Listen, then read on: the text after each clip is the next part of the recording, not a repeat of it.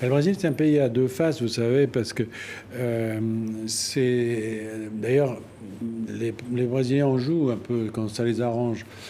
Quand ça les arrange, ils disent on est un pays très développé, on fabrique des fusées, des voitures, des... C'est vrai. C'est vrai, ils ont une première chaîne de télé du monde, ils fabriquent les novellas, tout ça. Et puis quand ça les arrange, ils disent oh non, on est un pays sous-développé, etc. Et les deux sont vrais. Les deux sont vrais.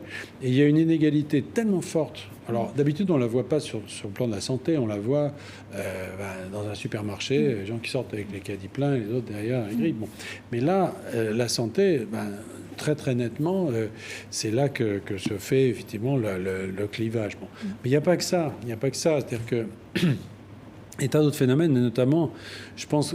Peut-être qu'on en fera le bilan plus tard, du point de vue scientifique, mais je pense qu'il y a, notamment à Manaus, ils le disent un peu là, il y a une interpénétration entre l'humain, la forêt, la vie animale, qui fait que il y a certainement, probablement aussi, un phénomène de mutation du virus par l'intermédiaire de réservoirs animaux, comme on l'a vu en Europe avec les visons. Les visons voilà. qu'on a fait abattre. Donc ça joue. Et puis, il y a évidemment une politique... Et le déni du président. Oui, c'est ça, de déni.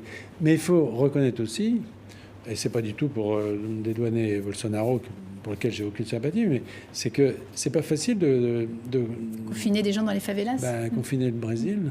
Je veux dire, baladez-vous dans une favela. Je veux dire, les gens, vous les mettez où? Je veux dire, parce qu'ils ne survivent que parce que ils peuvent vivre dehors une partie du temps, qui se relaient, si je puis dire, pour aller dormir, machin, etc. Mais c'est très compliqué, ça.